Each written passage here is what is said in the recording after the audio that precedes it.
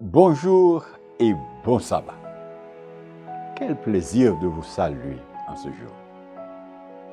Il y a tout juste un mois, nous avons parlé des missions dans l'Église et nous nous sommes unis dans la prière pour les missionnaires du monde entier.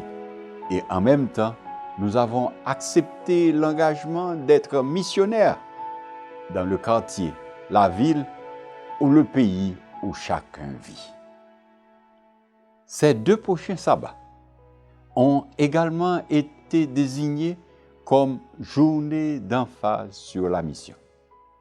Ce samedi 7 août, nous invitons à la prière pour les projets d'évangélisation qui se réalisent dans le champ missionnaire.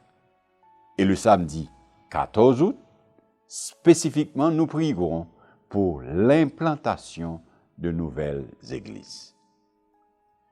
Je veux vous dire que dans ce sens, dans tout le territoire de la division interaméricaine, nous avons commencé une nouvelle phase de mission globale qui comprend de nouvelles initiatives pour atteindre les personnes de différentes cultures avec l'Évangile.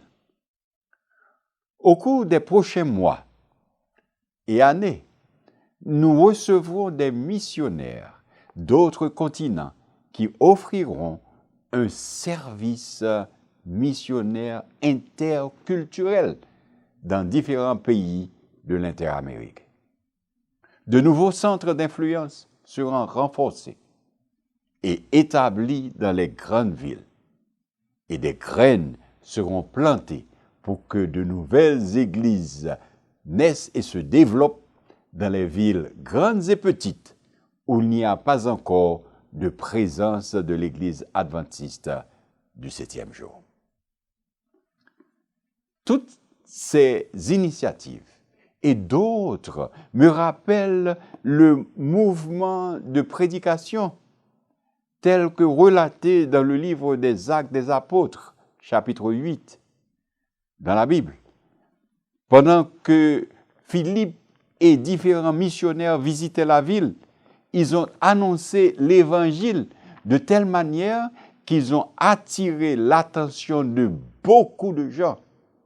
Des gens qui avaient été autrefois trompés et confus, mais qui, en écoutant l'Évangile dans un langage pratique et contextualisé, pouvaient comprendre et pratiquer. Maintenant, ils étaient ravis. Les versets 8 et 10, il y eut grande joie dans cette ville. Depuis le plus petit jusqu'au plus grand, l'écoutaient attentivement. Il disait, celui-ci est la puissance de Dieu, celle qui s'appelle la grande. Et le plus important, c'est que les femmes et les hommes de tous âges ont donné leur vie à Jésus. Nous faisons tous partie de cet engagement. Nous avons pris cet engagement. Et je vous invite à renouveler dans la prière le soutien aux missions interculturelles afin que dans nos villes et pays, beaucoup connaissent aussi Jésus et lui donnent leur vie. Bon sabbat à vous tous.